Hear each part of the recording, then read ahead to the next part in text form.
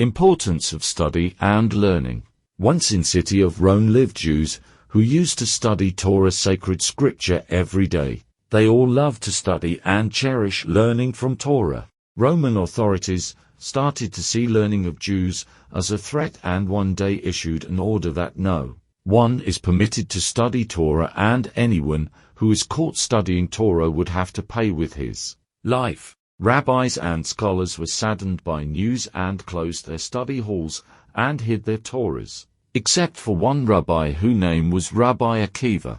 Instead of obeying authorities' order, he began to travel around and started visiting every home and urged people to study Torah again. One day as he was walking through a village, another rabbi stopped him and said to him, "You must not do this. By doing this you are risking not only your life, but also life of our people. If the authorities find out what you are doing, they will punish you severely, and they will punish those who follow your advice." Rabbi Akiva replied, "I do not fear them."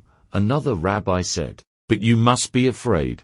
Listening to him, Rabbi Akiva replied, "You speak foolish. I will tell you a story that may help you understand. Come with me." Rabbi Akiva took him to a lake and started telling him story. He said, "Once there was a fox who was walking along shore of a lake, and there he saw a fish swimming his way through water. Seeing fish, it began to drool over it and thought of tricking fish. So it leaned toward fish and said, 'Why are you swimming so frantically?' Fish replied, 'We are swimming away to escape from a fisherman's net.' Fox crouched down at the water's edge and said, 'Come ashore and you will be safe from the nets. We will live with each other. I will teach you how to live onshore as my brothers and sisters." Seeing another rabbi's expression and questioned, "Do you think fish jumped out of water?" Another rabbi replied, "But fish can't live on land." Rabbi Akiva replied, "Exactly." Fish in water was wise enough to ignore the sly invitation. Then he looked that rabbi into his eyes and said, "We are not so foolish as you believe us to be. If we are in fear for our lives here in the water where we can live and breathe, imagine how terrible life would be for us on land where we cannot breathe." He replied, "I understand now."